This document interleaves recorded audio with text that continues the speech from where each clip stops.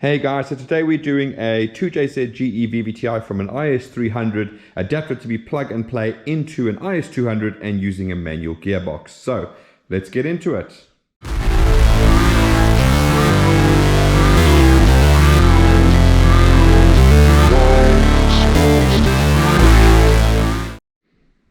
Right, so as discussed, this is going to be a 2JZ-GE VVT-i from an IS300 going into an IS200 plug and play using a manual gearbox. Now, the unique one about this one is obviously the customer has opted to retain the Immobiliser system, so he does want to have the security feature on there, and it is something that we can do as long as you have a key that obviously can go with the ECU. It doesn't necessarily have to be the key. We can program any key to an IS200 ECU. Okay, so first thing I want to do is, it is an adapted harness, so we've taken his original IS200 harness, we've completely stripped it, removed everything that's not necessary, added in what we needed to add in, and obviously recovered it in loom tape as well. So I've got a couple of photos of that, so I'm just going to cut to that now and we'll be back in a second.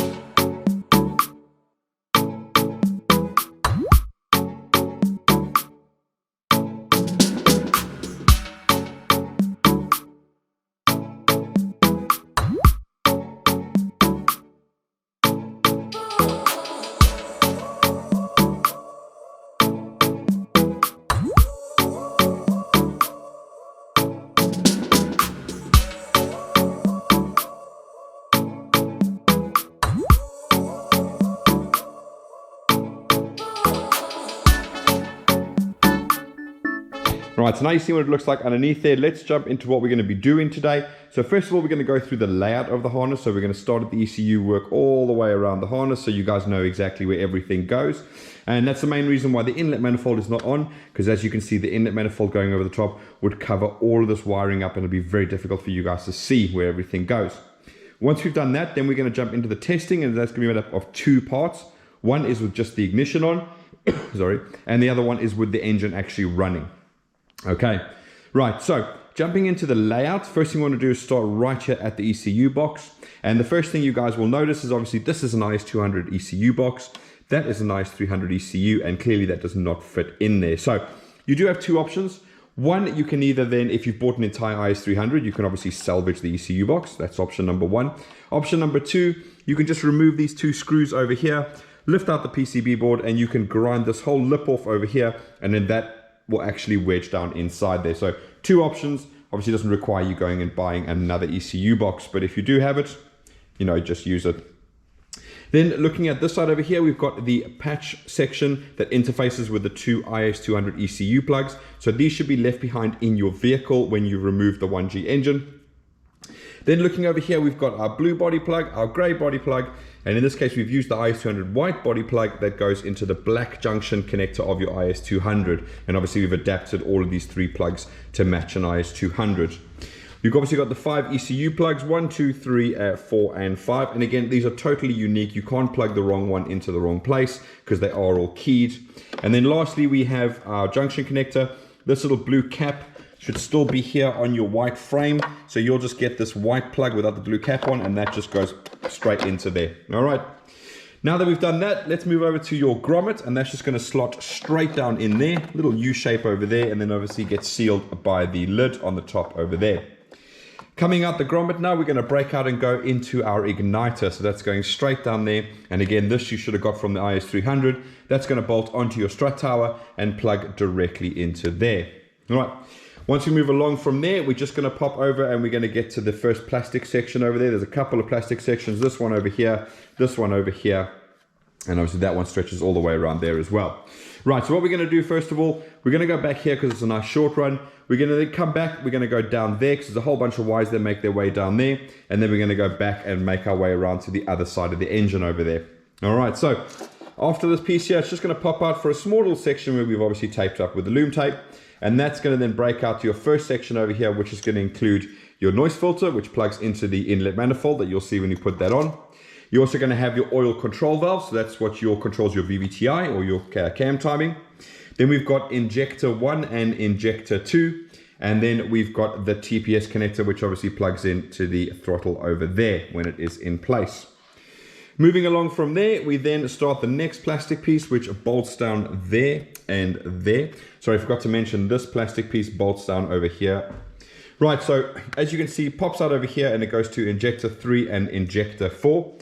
Carries on along there, and then we come out the back here and it goes to injector 5, injector 6, and down inside there is your cam sensor, and this is for your purge valve that just sits over there on the inlet manifold, which again you'll see when we come to actually start it up and the manifold is back on again. Lastly, coming out the back here we have the gearbox, and again, so this is on a sub harness, completely disconnects for multiple reasons. One being, if you guys want to change your gearbox to something else, we can make you a different gearbox harness that'll work with a different gearbox. Second of all, if you guys ever need to remove your gearbox, instead of having to unplug all the plugs on the gearbox, you can just unplug that, unbolt the gearbox, and take the whole thing away. Do what you need to do, put it back on again, just plug one plug in. Right, okay. So now that we've got that, and actually, sorry, I nearly missed it. Underneath here in the middle, if you have a look down there, you'll see there's a section that breaks down over there. Okay, put that on top there for now. Right, so you can see it's all coming out over here. So it goes over to your ACIS solenoid. So that's a little vacuum solenoid over there. It comes over to an earth point, which just bolts on right over there. It then goes down to your knock sensor. So you can see where my finger is. That's your knock sensor there. And the other section that goes like there, and that goes in to your starter solenoid. Okay, so that's that section over there. Right, so now we're going to move back to the front here, as I said, and we're going to see what comes out down the bottom over here. So there's quite a bit of wires that do come out the bottom here. So as you can see, it's got a little sort of frame that holds it there, and everything pops out the bottom here. Now then, what have we got? We've got our coolant temp sensor, which is just over there. We've got our knock sensor, which is just over there. We've then got our oil pressure switch. So remember, this is just a switch for low oil pressure. Then we do have our power steering fluid pressure sensor. Now just be aware that the IS300 power steering lines, if you're not swapping those over, then you are actually going to lose the sensor. If you do lose the sensor and you still happen to have your 1G lying around, this is a perfect little temporary fix. Well, a fix basically to get rid of the code. But effectively all the pressure sensors from Toyota all have the same pinout. So you can just plug a map sensor directly in there, tuck it out of the way, and this will then stop you getting the code for power steering pressure sensor failure. All right. And then coming down over here, we've then got our air conditioning. So that's your aircon pump over there. And right down here at the bottom, hopefully you can see on my finger, that is your low oil level switch. Okay, so that is all over there. Now with the IS300, your alternator wiring like the IS200 is included. So that's the one you can see popping its way down here, all the way over here, and then going straight into your fuse box, which is right next to your battery over here. All right, comes with all the plastic and everything. It slides nicely and it actually clips in over here. You see there's two clips that you can pull together when you need to get it out. Right, so that's the whole section underneath there, including that middle one that pops down over there. Let's start moving our way over the top here so we can see what's over there.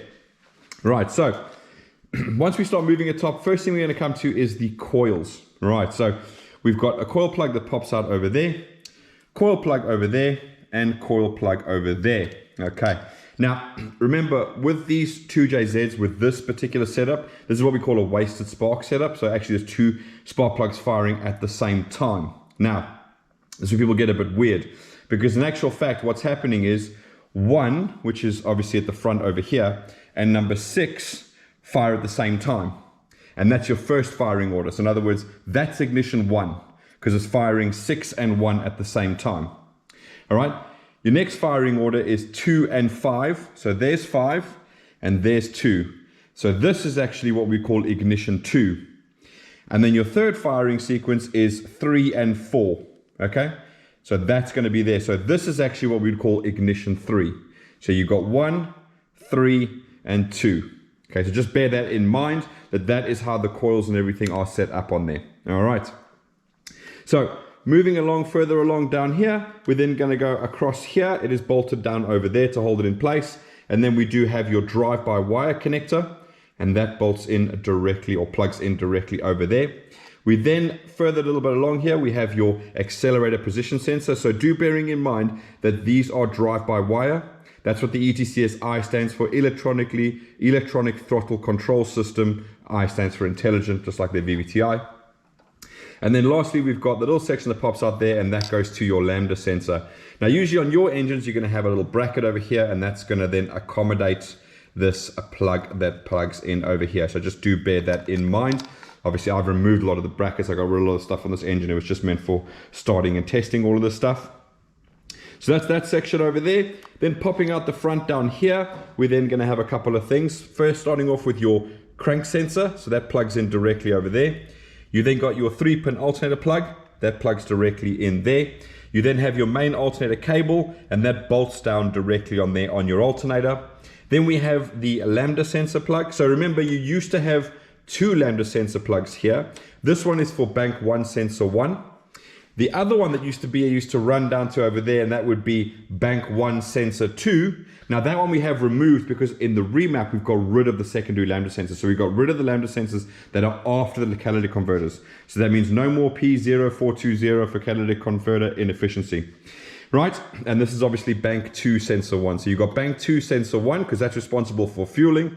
You've got bank 1 sensor 1, again responsible for fueling. And those are the only 2 lambda sensors that you require or you need. Obviously the one underneath the car that goes inside the car, that's bank 2 sensor 2, but that goes inside the car, normally comes in and goes into the ECU box, so it's not connected. So you can just basically leave that in there just to block the hole that's in your exhaust, okay? And then lastly down here, we've got our mass airflow sensor plug. Okay, so that's going to pop into the airbox with a mass airflow sensor, and you'll see that when we come to do the actual running of the engine, because that's obviously going to be plugged in over there. Right, so that is pretty much everything on the engine itself. So as I said, the things that you're going to notice when we put the inlet manifold back on is we're going to have our TPS plugged in. We are going to have our noise filter plugged in just over here. We're going to have our purge valve plugged in just over there. And obviously our accelerator position sensor is going to be plugged in over there, as well as our drive-by-wire motor, that's going to be plugged in over there. Okay, so what I'm going to do now is pop away, get the inlet manifold back on, and then we'll come back and we'll start doing the testing of the particular harness. So see you guys in a minute. Right guys, so now we're back and we are now up for the testing of the engine. And as I said earlier, it's going to be made up of 2 pieces. One where we just put the ignition on, carried a couple of tests, and the second part is with the engine actually running. Okay, so just a quick recap. So you guys remember I said to you that there is your accelerator pedal position sensor connector. So that's where that goes over there. You've got your TPS connector over there. You've got your noise filter connector over there. And then we've got our purge valve connector over there. So those are things that are connecting to the inlet manifold over there. Right, so what are we going to be testing today? Now, as I said, this customer's opted to retain the immobilizer, so we're going to be doing immobilizer testing. So we're going to make sure that the immobilizer only turns off with his key and that it is wired correctly and working as it should do. Next, we're going to go and look at the ambient temperature. So that's the outside temperature. Should be displayed here on the climate controls over there. Make sure that's working and reading a temperature. Then we're going to look at the charge light. So the charge light, the battery light on there, the oil pressure light on there, and the check engine light on there. Then what I'm going to do is I'm going to bridge the reverse switch. So that's basically what your gearbox does when you go into reverse. We should hear the annoying buzzing sound from the cluster, Standard IS200. It tells me that the circuit going from the connector all the way inside the car is 100% and that your reverse lights would come on if you stuck it in reverse. Then we're going to use our device again to output a speed signal, so we can feed it to the speed signal connector or speed sensor connector. And then we're looking for the speed to appear on our dash to make sure that's working 100%. Then we're going to go over to our OBD2 machine, make sure it connects, make sure that we're seeing that it's an IS300. And remember, this is plugging literally directly into, let me shed some light on that for you guys. This is plugging directly into the OBD2 plug that is going to be underneath your dash. So there's no fancy plugs. You're just plugging exactly into where you used to plug into before. Okay. Right, so once we're into the machine, we're then going to do a couple of tests. First, we're going to do the fuel pump. So in this case, the fuel pump is controlled by the ECU. I have done a video on how that works. So Lexus and Toyota systems, how they control the fuel pumps. So I'm going to put a link up so you guys can go and watch that. A lot of useful information, especially with things like fuel priming and et cetera, et cetera. Okay, so I do suggest go watch that, learn a bit of information about the fuel pumps and how they work. Next up is going to be the AC clutch. So I'm going to use the machine to get the engine ECU to output the signal that it does to the AC magnetic clutch relay. So we can actually hear the AC clutch at the front here click, as well as the relay click as well. That'll tell me then all the wiring from the ECU to the AC side is A-OK. So next step, what I want to test is the AC signal. So therefore, I'm going to be going into here, Going to be pressing the AC button, make sure the light comes on. I'm also going to be going over to the live data and making sure that the AC signal is going from off to on and then off again. Okay, so that's the test with the ignition on. Then we're going to move over to actually starting the engine up. And the first test is obviously the starter circuit. So what I mean by that, I want to make sure that when I turn the key in the ignition barrel, that the engine actually fires over. That tells me that all the wiring from the ignition barrel to the ECU box, through the body plugs, to the starter solenoid is 100%. Next up, we're going to do the drive-by-wire test. So that literally means rev it up. Okay, so as you can hear here, for the first bit, there's absolutely no direct connection to any sort of butterfly valve that's in the throttle because it's drive-by-wire. When I get to the very end, there you go, you can actually feel that there's a tiny percentage of the throttle that can be actuated by the accelerator cable, and that's designed purely like a limp home mode. So effectively you could then just put your foot flat to the floor and you'd get some kind of accelerator so you can get home in the event that the throttle did shut down for whatever reason. Right, so that's the drive-by-wire. Then the acoustic control induction system. So that's this little valve. Let me shed some light on you again. That's this little valve over here, and that's going to open and close. Okay, I'm going to be doing that via the OBD2 machine over there. So don't worry about that. And we'll video it, and you'll see exactly that it's moving. Now then, I haven't done a video specifically on the JZ acoustic control induction system, but I have done a video on the UZ acoustic control induction system. So what I'm going to do is I'm going to put a link up to that. Now, I did take the whole inlet manifold apart on the user to show you guys what it looked like inside. Appreciate it. I haven't done that here, but it'll give you the concept, what it is, how it works, why it's important. Okay. Next up, we're then going to go back to the machine and we're going to test the oil control valve. AKA, we're going to make sure that the oil control valve can advance and retard the cam. AKA, your VVT-i will be working. Right. Next up after that, we're going to go through the injectors and coils. So again, we're going to start from injector 1, 2, 3, 4, 5, and 6. You might have to bear with me with 3 and 4 because they're underneath the inlet manifold. I will actually have them just sitting on the injector, not clicked down. So if you hear the occasional odd misfire, that's more than likely them. Anyway, but we'll go through them one by one and you'll hear the engine misfire as I disconnect them, showing that all cylinders are firing as they should be. Then we're going to come back and we're going to go to the cluster and we're going to look for our tacho signal. So just make sure the rev counter signal is coming through.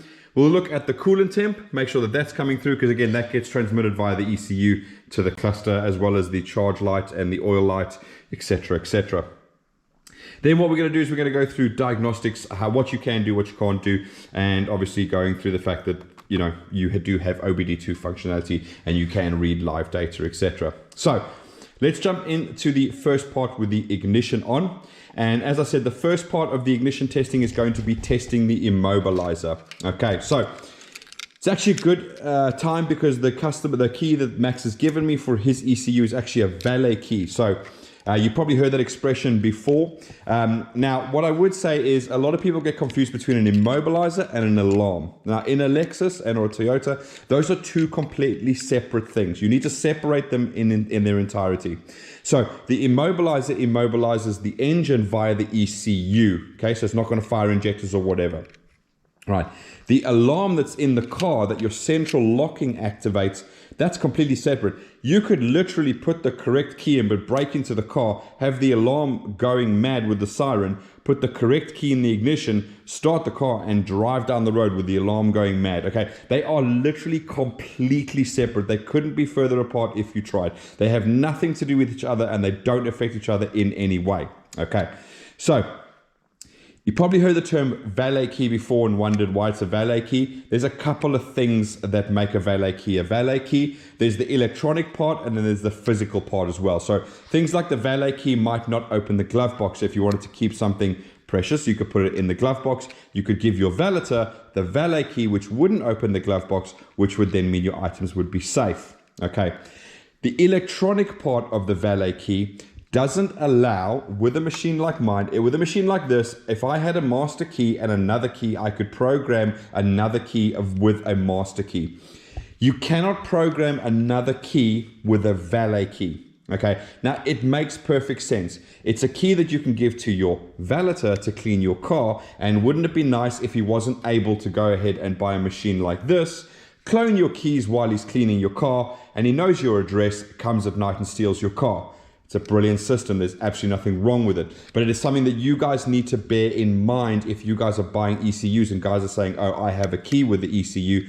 You might want to check if it's a valet key, because if it's a valet key and you lose that key, that's it. Then you either have to come back. We can virginize the IS200 ECUs and we can program brand new keys. You could send me an IS200 ECU with 3 brand new keys and I could program you 2 master keys and a valet key. It's not a problem. It just means it's the pain and hassle of having to do that. Whereas if you had a master key, there's actually steps that you can use online to program another key for the immobilizer without having to even have the machine, to be brutally honest with you. So there is an inconvenience with that particular setup. A couple of other things that I tend to come across when people are dealing with the immobilizers. Number one, there's only 2 things that are important with the immobilizer that need to stay together, right? And that is inside these buttons over here, and it looks like this. Inside of here is a ceramic chip. That ceramic chip gets energized by the antenna that goes around your key barrel, and then it uses that to communicate to this little box over here, this brass box over here, which then communicates with your ECU, and the ECU can read the code from the key and it can say, yes, I'm happy, yay, no, I'm not happy. Okay, what do you need to change ECU? You just need the buttons and you need the ECU. This ring and this little box here will work with any setup. It doesn't care. It's like a hammer. It'll work with any, you can hit any nail with a hammer. It doesn't matter. You don't need to change this ring and this antenna and all of that type of jazz to change ECU. If a guy wants to sell you an ECU, just tell him to pull the buttons out of his key and stick them on the ECU and send them to you. You take those buttons, you stick them in your key, right?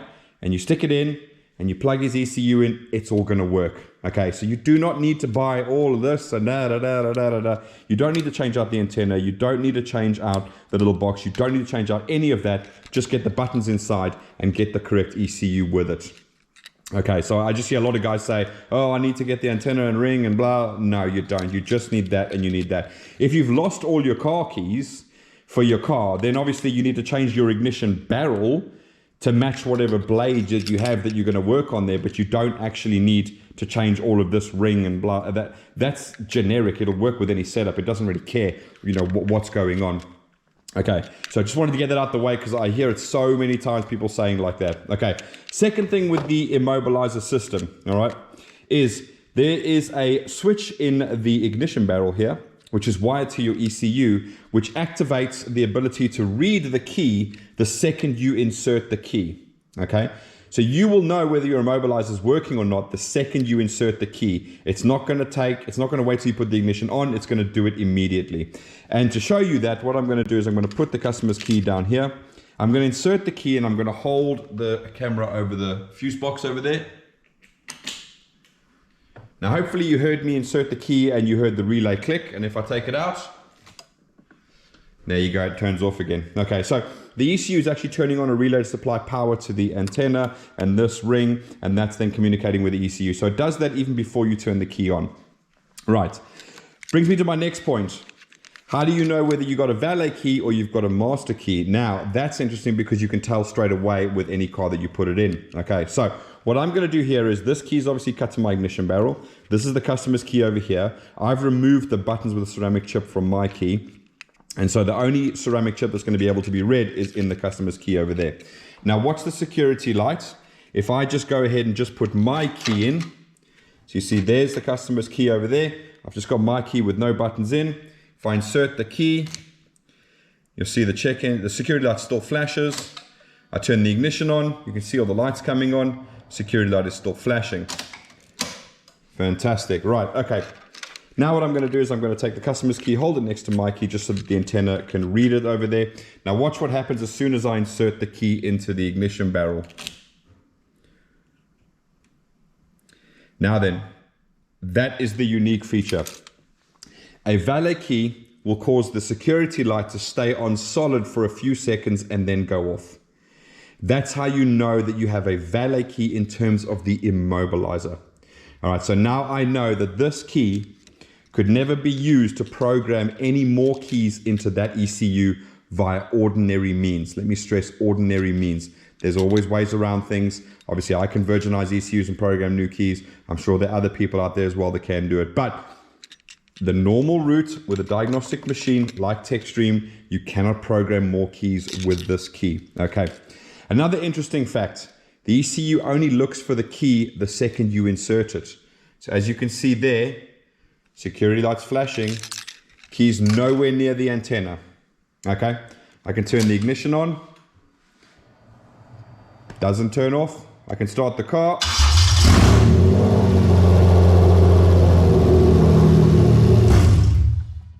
There you go. As soon as I turn the ignition off, still no security light. If I take the key out, there you go. There's the security light flashing again. So your ECU will look to read the key the moment you insert it. And there's the valet part of it. I can take the key now, I can chuck it over there, and I can do whatever I like. It's never going to look for the key again. Okay. Well, until I pull the key out the barrel, then it'll look for the key again after that. Right, so, sorry, I've taken a long time for that, but like I said, I just wanted to explain it, and I wanted obviously the customer, Max, to understand what the situation is in relation to the key that he has provided, just so he knows what's going on going forward. Right, so let's move on with the next one, and that's going to be the ambient temperature. But first of all, I've got to put the ignition on. So let's pop over to the ambient temperature sensor over there. And you can see there it's displaying 16 degrees. So super happy with that. That is working as I expected it to. Let's pop over to the dash. You can see we've got our charge light, got our low oil pressure light, and we've got our check engine light. So again, super happy with that. Next up, we're going to do the reverse. So again, as I said, I'm just going to bridge the reverse switch so that you can obviously hear the beep. And you can hear that annoying beep that we've got over there. So I'm just going to pull that out because it's 12 volts, so I don't want a wire dangling around. Next up is the speedo. So again, I'm literally going to use my device that outputs a signal. It also allows me to test all the wires in the speed sensor plug, because this is a Hall effect style sensor. So we've got 12 volts, pin 1, ground on pin 2, and 3 is the signal going to the dash to make it work. So give me a second, and I am literally going to put my little device into test mode. Okay, and I'm going to try and get it on camera at the same time. But as you can see there, I've got the little speedo plug, and as I connect it, you can see that the speed shoots up on the dash there. Right, so super happy with that. And again, as I say in most videos with you guys, if you do run a customer problem where you put the engine in, you get it all in, you take it for a test drive, you've got no speedo. Quick, easy way to test it is, obviously I've tested it here. You don't have one of these devices, obviously, so that's unfair. What you can basically do is jack the car up, unbolt the speed sensor, don't unplug it, obviously. Get a friend to jump in the car, turn the ignition on, literally take tape and strap it to the speed sensor and on a drill and literally spin it. If your friend or person or whoever sitting inside the car does not see any speed signal on the dash, more than likely there's a problem with the speed sensor. If you do it with the drill and you do see a speed signal on the dash, then clearly there's something wrong with the gearbox and the gearbox is not spinning the speed sensor. Okay, so nice easy test just to determine where the issue lies in relation to if your speedo doesn't work. Right, OBD2 machine, so let's pop back into that and we will take a look at function and system select just to show you that it says IS300 when it decides to. There you go. So you can see it's picking up as an IS300. Okay, so super happy with that. That's exactly what we wanted. Next up, we're going to be testing the fuel pump. So again, I'm going to use this OBD2 machine to activate the fuel pump. And you'll see it says fuel pump relay and fuel pump. If you watch my video, you will understand why that is there and why I'm choosing the particular test that I am actually choosing. Right, so as I push this button, the fuel pump's going to come on. Take a look over there. And you can hear the fuel pump relay or circuit opening relay opening as I do that. Right, so that is the fuel pump. Let's go over to the AC clutch. So we go back to active test. We're going to go to AC magnetic clutch relay. Go into the test. And we're going to hit it. There you go. You probably can hear it in the background. I'm going to try and see if I can hold that so you can see. Let me see if I can shed some better light on there. I'm going to shine it on the AC compressor and hopefully you can see it move.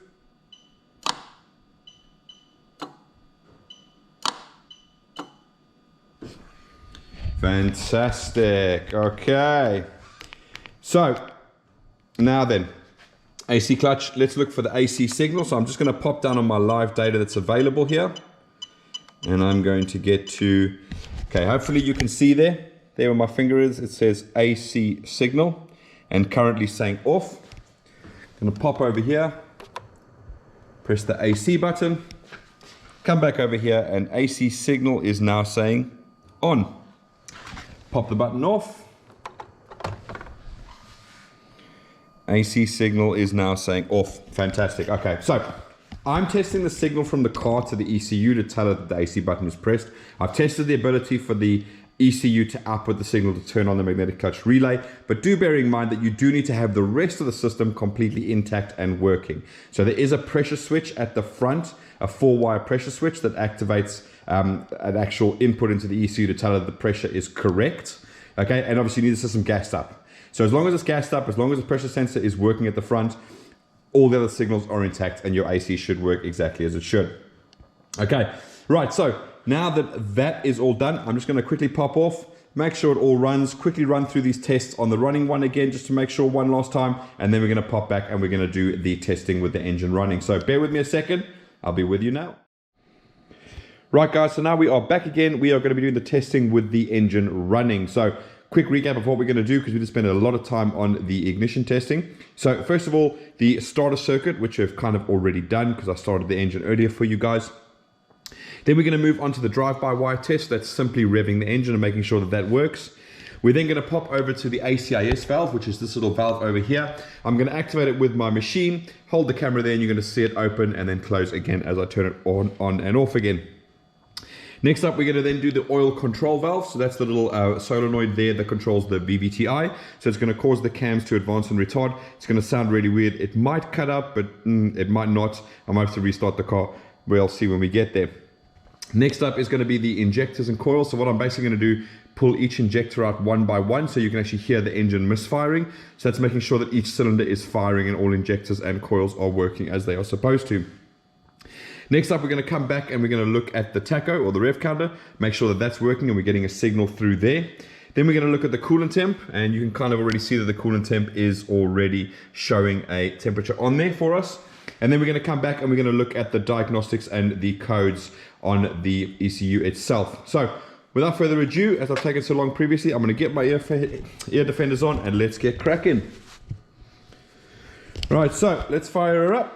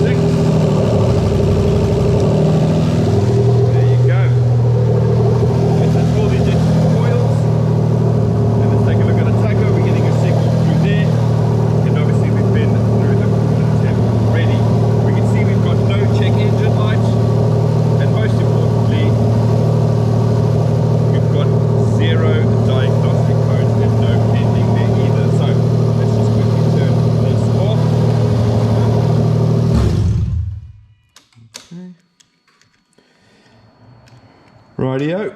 So let's get my earphones off quickly. Don't need those on anymore. So as you can clearly see, we have got 0 codes on the ECU. That means no automatic gearbox codes. We've got no secondary lambda codes. And obviously as part of the remap, which that removed, we've increased the throttle responsiveness, increased power slightly, and raised the RPM limit from 6.5 to 7,000 as well. Okay, so now then, on the IS200s, you could do this little trick where you could bridge 2 wires on the OBD2 port and you could then read codes from the ECU. It was an old-fashioned system that was left over from even the 1UZ non-VVT-i days. And basically what you could do is bridge a terminal and their check engine light would flash. I've got loads of videos on that. Unfortunately with the IS300s, you can't do that. Same with the 3UZ European and US models, etc. So there's quite a few variations from 2000 onwards that you weren't able to do that anymore. So you are restricted to using some kind of diagnostics machine to obviously view live data and read code. So do bear that in mind. Now, if you do have a check engine light, you do have a problem that you need to rectify. So you will need to get a diagnostic machine in order to read those codes. Now, bridging those 2 pins, although it won't give you codes, doesn't do nothing at all. So just a quick little thing for you guys. If your IS200 is 2001 backwards, so 98 to 2001, you are going to have this little diagnostics port in front of this relay box over here. Now, you can bridge E1 at the top there and TC in the corner there. That's going to then put it into diagnostics mode, or you can then bridge pin 4 or 5 because they're both grounds, and 13, that's TC. Again, same thing if you bridge that in there. If your IS200 is after 2001 or 2001 onwards, that diagnostics port will disappear and you're left only with the OBD2 port inside the car. So please bear that in mind. Those diagnostic ports are not on every single IS200, only up until 2001. Right, so why am I even telling you this? Well, basically, nice and simply, if you bridge those 2 pins, whether it be in the OBD2 port or there, you lock the timing at 10 degrees, okay? And again, you're saying, why is that important? Well, it's a nice little feature that they do, that basically you can put a timing light clamp around cylinder 1 coil, which is over here. And you look down here and you see you've got 0, 5, 10, and 15 degrees. So you can check the timing. So if you have any suspicion that there's something wrong with the timing, you can check it without having to remove all of these bottom covers and so on and so forth, and have a good look around, okay? So effectively, it's still useful for that. Okay, so there's not no use to it. It's just very limited in these particular cases. Okay, right. So, and again, don't leave the wire in there, because if you do, you're going to lock the timing at 10 degrees. And as you can imagine, that's less than ideal. You don't really want to have the timing at 10 degrees because you're going to have no power at all. Okay, right. So, sorry. That's that for this harness. We're going to get this all boxed up for Max so we can get it off to him and he can get on and cracking with the vehicle. If you guys want more information about the remapping, obviously we do these entire harnesses like this, where we adapt it to be plug and play into an IS200 or whatever you want. But we also do the remapping separately. So if you guys have a standard IS300, you want to fit a manual gearbox in, we can just do the remapping for you to get rid of all the automatic gearbox codes. I do have a couple of videos on there to show you how to install it after you do that as well. So again, service that we do offer. But if you guys have any questions in relation to that, please feel free to message us on our Facebook page, and we'll try and get back to you as soon as you possibly can. You can also comment down below. I try and read the comments as often as I humanly possibly can, and when I do, I will try and respond to you guys as fast as possible. But anyway, thanks for watching, guys. Next up, we've got a Link Thunder on a 1UZ VVT-i with a 3UZ throttle body, so it's going to be a nice, interesting one there. So do stick around, and that video should be coming up after this one. Might be a day or two, but yeah, it'll be coming. Nice and interesting build. So let's get that done, and thanks for watching again, guys. I'll see you again soon.